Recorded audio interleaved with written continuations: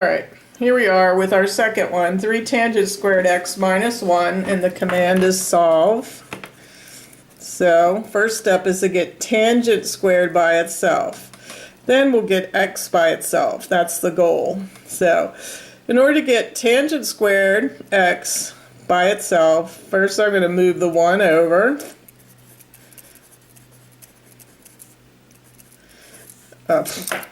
Sorry. Equals 1, we add 1 to both sides, and then divide by 3. So I get tangent squared x equals 1/3. Then I don't want tangent squared, I want tangent. So to get rid of the squared, I'm going to square root both sides. Remember when you do that in algebra, when you square root both sides, it creates a plus or minus answer on the right. So the square root of anything squared is that thing, and our thing is tangent. And I'm going to rewrite square root of 1 as just 1, which it is, and square root of 3 I have to keep there. The plus or minus is in front. So the question says, what values for x has this as its tangent? Plus 1 over the square root of 3 and minus 1 over the square root of 3. So to our unit circle we go. And recall tangent is where the second coordinate divided by the first gives you the desired, in this case, 1 over the square root of 3. So sometimes I just do a trial and error. I know it's going to be one of these. I'll put in all my little sixths pi. Alright, so if I do this one, I go over square root of 3 over 2 and up 1/2. And if I divide it, the second by the first, will that give it to me? Let's give it a try. So this one is square root of 3 over 2, long guy over short guy up. So second divided by the first.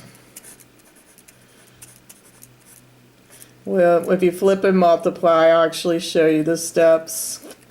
1/2 stays unflipped. 2 over the square root of 3 is flipped. So I get 1 over the square root of 3. And that is what I wanted. So there's one of my answers right there. And before I add the, so I could go, I'll go ahead and do that. So that value is pi over 6. So I get pi over 6 plus, as if I want an unrestricted number of answers, which I do, 2n pi. So that means that one plus all the ones of spinning around and around. All right, over here, probably I have the same sort of thing happening. I went back square root of 3 over 2 and up 1/2. So when I take this and divide it by this, do I get positive or negative 1 over the square root of 3? I'd get the negative 1 over the square root of 3. So that's another answer. This is what, 5 pi over 6. So I can add that to my list.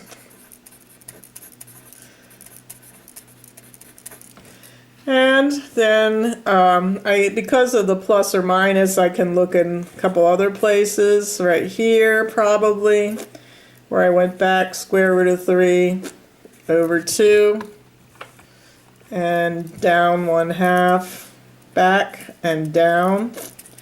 So when I take this and divide it by that, it does create a positive 1 over the square root of 3. So that value is 7 pi over 3. I'll write it over here. Not 3. 7 pi over 6 plus 2n pi. And then this value over here went over square root of 3 over 2 and down 1/2. Went down 1/2. If I divide the second by the first, I will get negative 1 over the square root of 3.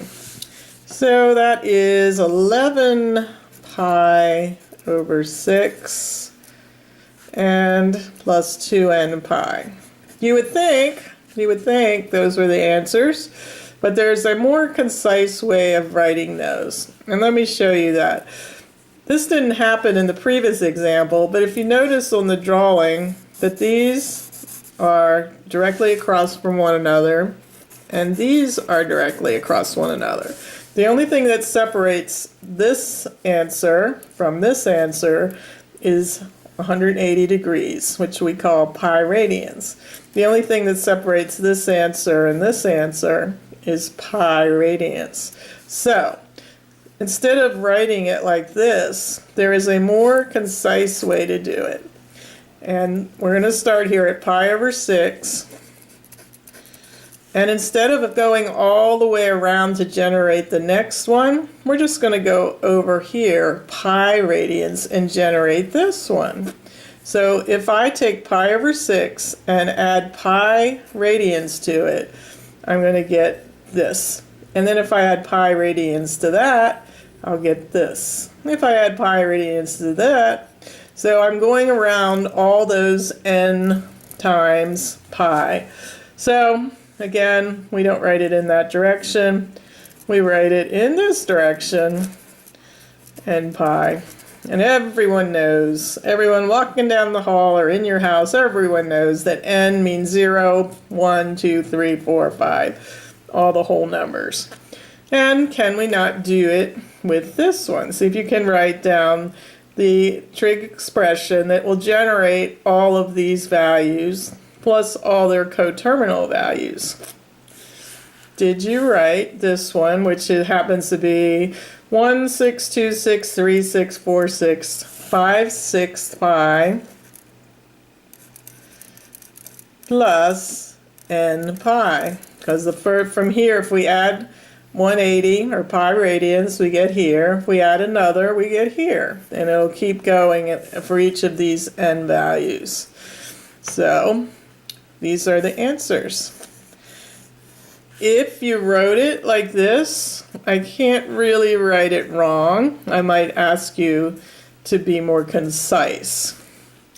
All right, let's look at the last one. Again, I'm just doing one per section. So one more, and be right back.